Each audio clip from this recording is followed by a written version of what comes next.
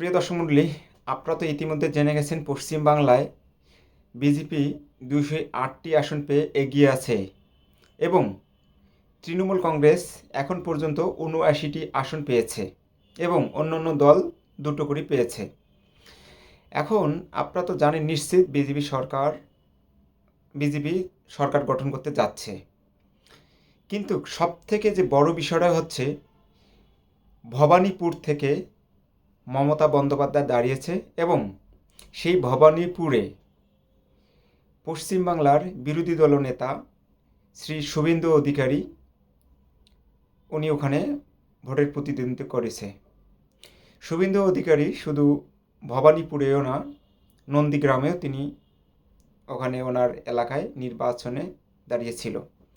কিন্তু সবথেকে বড় বিষয় হচ্ছে, খুব মানে কি বলবো, আসলে বলার মতন ভাষা নেই, যে মমতা বন্দ্যোপাধ্যায় 2011 সাল থেকে 2026 সাল পর্যন্ত বাংলার মানুষকে শাসনের নামে শোষণ করেছে এবং হিন্দু মুসলিম ভাগাভাগি করে ভোটে জয়ী হওয়ার জন্য পশ্চিমবাংলার মানুষদেরকে যেভাবে রাতের ঘুম কেড়ে নিয়ে তাদের রাস্তার চলার পথ সংকীর্ণ করে দিয়েছিল, সেটার ফল আজকে জনগণ বুঝিয়ে দিল। 15,000-এর ঊর্ধ্বে মমতা বন্দ্যোপাধ্যায় 15,000-এর ঊর্ধ্বে ভোটে পরাজিত হয়েছেন। এটা সব থেকে বড় কথা।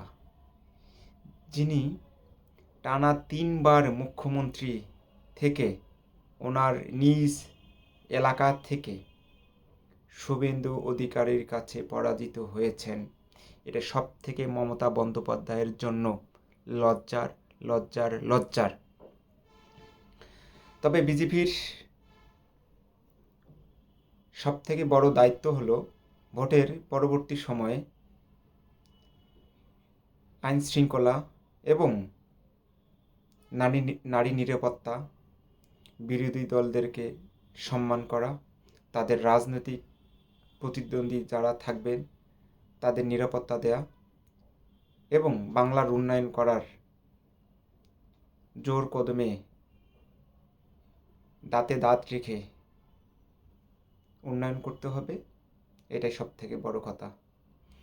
আসলে আমি এখানে আপনাদের সামনে কথা বলার জন্য প্রস্তুতি নিয়ে আসিনি, কিন্তু যখন দেখলাম মমতা বন্দ্যোপাধ্যায় হেরে গেছে, আমার এই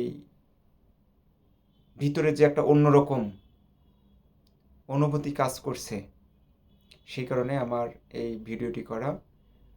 নিশ্চয়ই ভালো হয়নি ভিডিওটা, কিন্তু তবু আমি আমার আবেগের বশতে এই ভিডিওটি করা। ভুল ত্রুটি হলে ক্ষমা করবেন। ভালো থাকবেন।